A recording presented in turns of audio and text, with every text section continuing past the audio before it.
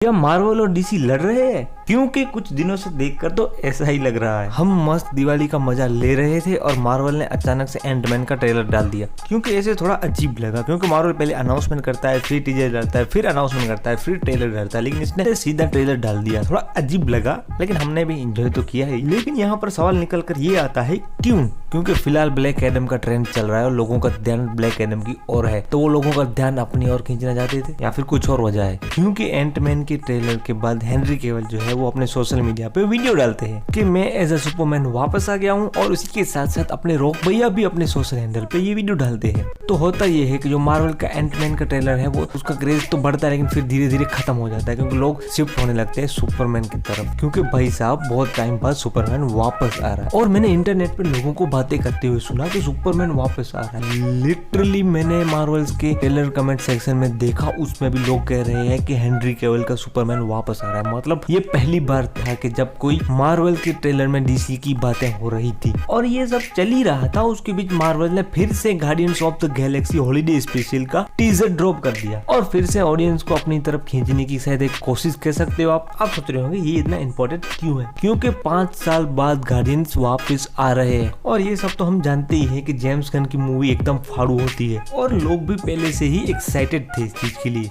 और अब बारी थी डीसी की, और डीसी ने अनाउंस किया कि उसे डीसी स्टूडियो के लिए सीईओ और चेयरमैन मिल गए हैं, और ये अनाउंसमेंट करके डीसी ने फिर से ऑडियंस का ध्यान अपनी ओर खींच लिया, और उनमें से एक बंदा मार्वल का टॉप डायरेक्टर है, तो आप सोच सकते हो। और अच्छा, एक और बात, जब ये बात सामने आई तो लोगों को लगा कि अब मार्वल और डीसी का क्रॉसओवर देखने को मिलेगा। आपको क्या लगता है? वैसे पर्सनली मैं काफी ज्यादा खुश हूँ कि अब डीसी यूनिवर्स को अच्छे लोग मिल गए हैं जो उसे आगे तक लेके जा सकते, और हमें भी कुछ बेहतरीन देखने को मिले, ऐसी मैं उम्मीद करता हूँ। और मैं बेसब्री से अनाउंसमेंट का वेट कर रहा हूँ कि कब क्या देखने को मिलेगा। और फिर हुआ क्या? ऑडियंस डीसी को छोड़कर मार्वल के लपड़े में घुसने लगी, और फिर उसके दूसरे दिन मार्वल्स का वाकांडा फॉरएवर का प्रीमियर था, जो कि जाहिर था कि उसकी हाइप होने वाली थी। बड़े बड़े सेलिब्रिटीज आ रहे थे, वाकांडा फॉरएवर के बारे में बातें कर रहे थे, अर्ली रिव्यूज भी आ चुके थे। तो फिर से ऑडियंस जो है डीसी से खींच के मार्वल की तरफ चली गई। लेकिन फिर क्या होता है? फिर डीसी करता है ग्रीन लिंटन का अनाउंसमेंट कि वो फिर से उसके ऊपर काम कर रहे हैं, और कोशिश करेंगे कि इस बार वो बड़ी और अच्छी मूवी बना सके। अब ये मूवी कैसी बनती है ये तो आने वाला समय ही बताएगा, लेकिन इस अनाउंसमेंट से एक बंदे के जो पुराने गांव है वो ताजा हो गए होंगे, वो है अपने रियान रेनॉल्ड भैया। हाँ, लेकिन ये चीज इतनी कारगर नहीं थी कि लोगों का ध्यान अपनी तरफ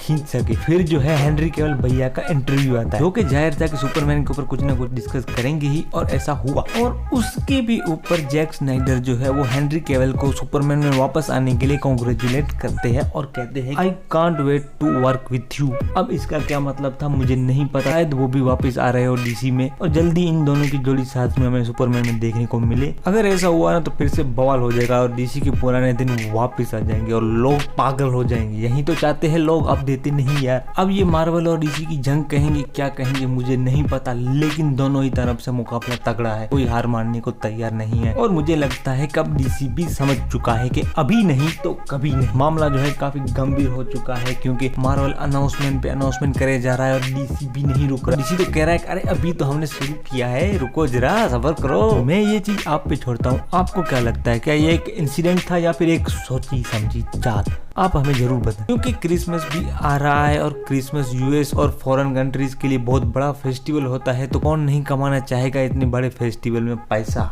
इसलिए दोनों ही लगे हुए ऑडियंस को अपनी तरफ खींचने के लिए। तो बस यार आज के लिए इतना ही। अगर वीडियो अच्छा लगा है और तुम अगर यहाँ तक वीडियो देख रहे हो तो प्लीज सब्सक्राइब कर लो यार, कहीं से भी आ गए हो तो, क्योंकि वीडियो कोई नहीं देखता, मुश्किल से तुमने देखा है, तो प्लीज यार कर दो सब्सक्राइब और कमेंट कर दो, ताकि मेरा हौसला बुलंद हो जाए।